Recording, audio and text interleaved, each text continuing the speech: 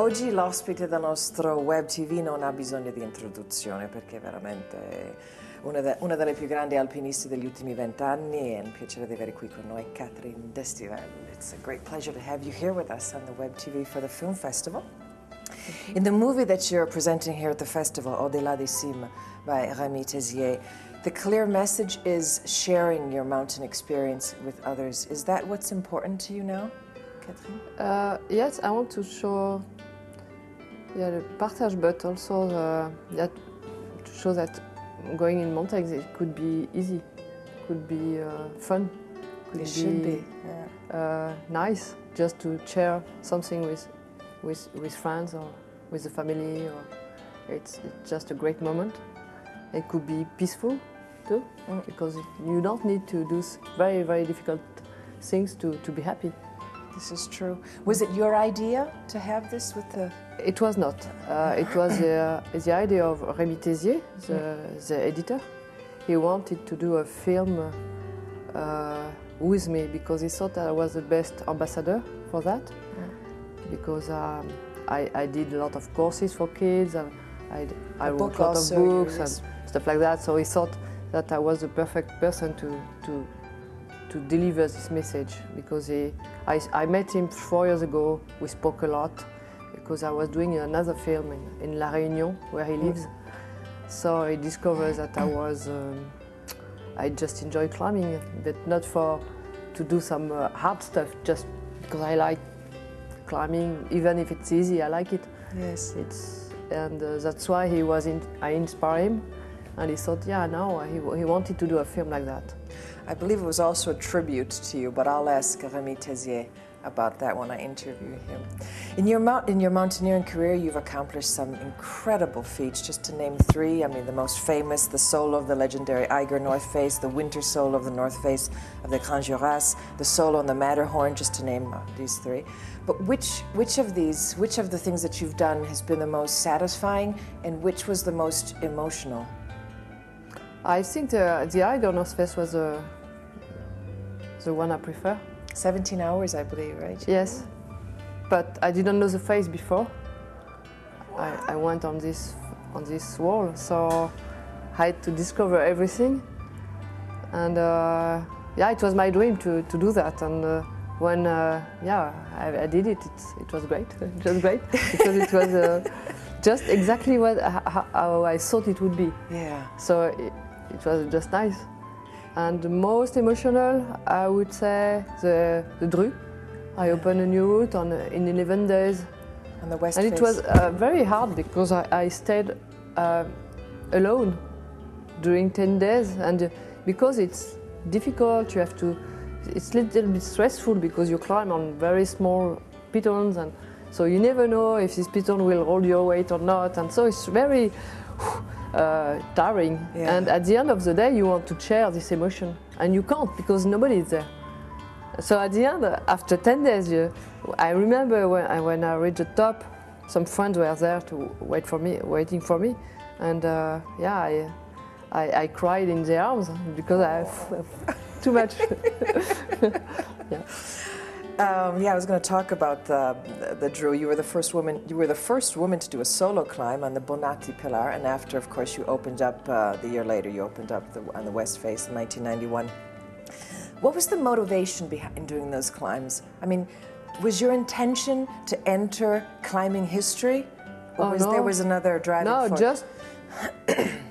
No, it's just I want to do Bonatti Pillar. I was not the first one to do that. Yeah, the fourth person to do that. Okay, yeah. I'm a woman, but it doesn't make a difference. Yeah, yes. I just wanted to do it because some others did it before. Well, for women, it is a difference because you're an inspiration. Okay. So that's. And yeah, I go on North Face. Yeah, just because I thought it would be possible for me to do it. In the last 10, 15 years, the Dru has undergone many changes. What did you feel when that historical face came down? Oh, don't be. Too bad. No, it's okay. It's a new space. A new space, yeah. You describe yourself as an instinctive climber. In general, I believe women have a better instinct than men. Do you think that in climbing also, where a woman maybe might not have the strength as a man, she can make up for that by using her instinct? It's like an animal, you know. It's instinct, animal instinct. Like Yes. you see if the rock is good or not. You have an intuition like that.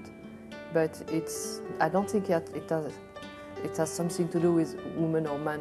It's just because I grew up, I climbed very young.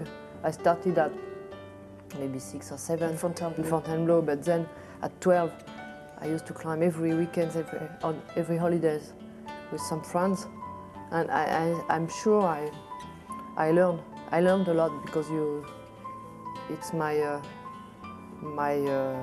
garden. Yes, second nature. Yeah. Yes. So that's all. Yes. If somebody starts climbing later on in life, is it possible to acquire that kind I of? don't know. I don't know. It's like on the sea. On sea, the boat. I'm not sure. I don't know. I don't really know. What's the greatest lesson you've learned from climbing and from the mountains? The greatest lesson? Lesson, yes, in general. You have to say no sometimes if you want to save your life. That's a very good lesson to learn. So, yeah, you just learn that. Yeah. So better to be humble. Humble, yes. Yeah, sometimes. Yeah. Okay. I think that you've always been a unique, perhaps even unusual climber in person, and for that reason, very fascinating. I mean, when you were winning climbing competitions, you didn't enjoy competing. You stopped climbing for a period, and like in a Dostoevsky book, you started playing poker. You were the first female mountaineer to climb solo, and everyone expected you to go to the Himalaya and do all of the 8,000 meters. And you did some things, but then you didn't really like high altitude.